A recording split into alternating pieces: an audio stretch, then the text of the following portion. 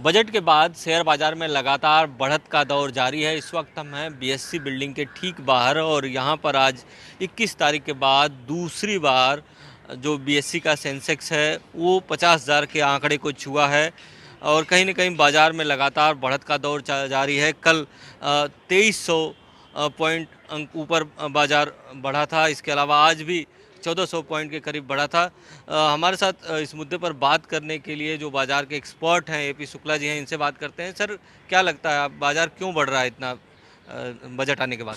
देखिए, इस बार का जो बजट आया है ना, बहुत ही ट्रांसपेरेंट मैनर में रहा है। नहीं तो हमेशा ये कहा जाता है, जब भी किसी से बात करते हैं तो ये बोलते हैं कि वित्त मंत्री जी ने आंकड़ों में बहुत ज़्यादा जादूगरी की है, इधर उधर से फिगर्स को घुमाया है। उससे जो है ट्रांसपेरेंसी नहीं होती थी और लोगों को समझ में नहीं आता। इस बार उन्होंने बहुत ही स्ट्रेट फॉरवर्ड इकोनॉमी को बूस्ट देने के लिए लोगों के हेल्थ सेक्टर में इतना बड़ा पैकेज दिया। यूनिवर्सिटी, कॉलेज, सारे इंस्टीट्यूशन, इंफ्रा, जिस सेक्टर को जो चाहिए था उससे ज़्यादा दिया। और सबसे ज़्यादा उनका ये फोकस था कि हमारी जो लोकल इंडस्ट्री है, जो इंडिजिनियस है, जो बनाते हैं, उनको हमें हर तरह से इंसेंटिवाइज करना है और मैन्युफैक्चरिंग सेक्टर को जोड़ देना है, जहाँ पे जॉब क्रिएशन हो और उस बाज़ार में लोगों के जेब में कैसे पैसा आए। जैसे इंफ्रा को क्रिएट करना है, हॉस्पिटल्स बनाने हैं, सारी चीज़ों को जब बनाएंगे तो रोज़गार पैदा होंगे, रोज़गार पैदा होंगे तो लोगों के जेब में पैसा जाएंगे, पैसा जाने से मार्केट में आएगा, बिजनेस बढ़ेगा। इन सब सेक्टर्स को बूस्ट करने के लिए उन्होंने हर तरीके से हर सेक्टर्स को कुछ न कुछ, जैसे 7 जो है टेक्सटाइल पार्क बना रहे हैं, 5 फिशरीज हब बना रहे हैं।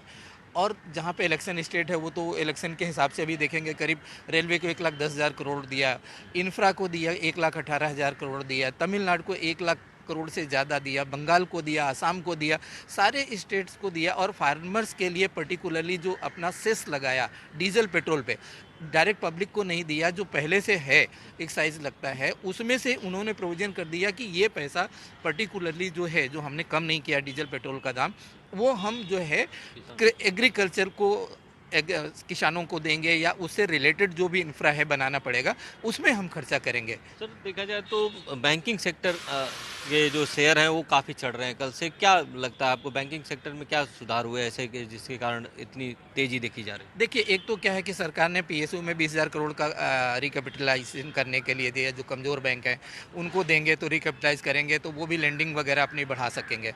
दूसरा सबसे बड़ा ये है कि हमारे यहाँ आप आने वाले समय में देखेंगे कि बहुत सारा मैन्युफैक्चरिंग यूनिट लगने वाली है। अभी हमने 1 डेढ़ महीने पहले पढ़ा था, करीब 500 से ज़्यादा कंपनियां सिर्फ फार्मा सेक्टर में उनको लाइसेंस मिले हैं, एपीआई और फार्मा जो है ड्रग बनाने के लिए। तो आप समझिए, जब 500 कंपनी लगेंगी तो उन्हें फंड भी तो चाहिए रहेगा। कुछ उनके खुद के फंड होंगे, उसके अलावा बैंक्स करेंगे। और आज के दिन बैंक्स में लैंडिंग बहुत कम रेट पे हो रही है।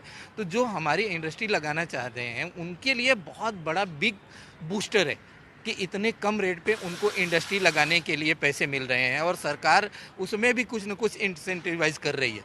कम इंटरेस्ट प्लस उसके बाद भी इंसेंटिव्स। तो इससे बढ़िया क्या हो सकता है? तो हमारी बैंकिंग जो है अभी और आज जो है वर्ल्ड मार्केट में हम compete कर रहे हैं, ग्लोबली compete कर रहे हैं फाइनेंस सेक्टर में।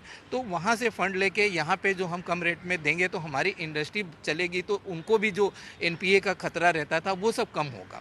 ज़्यादा रेट पे रहता है तो एनपीए होने का ज़्यादा खतरा रहता है, अगर बिजनेस नहीं चला। कम इंटरेस्ट पे है तो वो बिग बूस्ट हो जाता है। क्या जॉब क्रिएशन भी होगा इससे? डेफिनेटली होगा।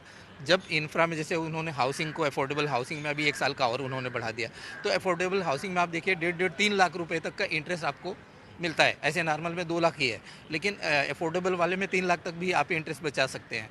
तो अफोर्डेबल हाउसिंग में, और सबसे ज़्यादा बड़ा थ्रस्ट है कि प्राइम मिनिस्टर का कि हमें जो है 2022-2023 तक सबको घर देना है, तो वहाँ भी बहुत बड़ा डिमांड रहेगा। आप देखिए कि अभी जो रियल्टी सेक्टर है सब जगह अभी साइन दिख रहे हैं, सेल दिख रहे हैं। तो हमारी स्टेट गवर्नमेंट वगैरह भी जो है स्टैम्प ड्यूटी कम किया, कितने रजिस्ट्रेशन हुए, कितने सेल्स हुए, तो वो अभी बहुत अट्रैक्टिव हो गया है प्राइजिंग। मतलब आने वाला समय बाजार के लिए अच्छा है। जी हाँ, डेफिनेटली अच्छा रहेगा जो है। तो एपी शुक्ला जी का कहना है कि आने वाला समय बाजार के लिए अच्छा है और इंफ्रास्ट्रक्चर के अलावा बैंकिंग सेक्टर भी अच्छा परफॉर्म करेंगे। कैमरा प्रदीप के साथ इंद्रजीत सिंह, न्यूज़ 24 मुंबई। नमस्कार, मैं हूं मानक गुप्ता। अगर आपको हमारा ये वीडियो पसंद आया हो तो इसे लाइक और शेयर जरूर करें और हाँ, हमें सब्सक्राइब और फॉलो करना ना भूलें ताकि आप देश और दुनिया की कोई खबर मिस ना करें। तो जुड़े रहिए हमारे साथ और देखते रहिए न्यूज़ 24।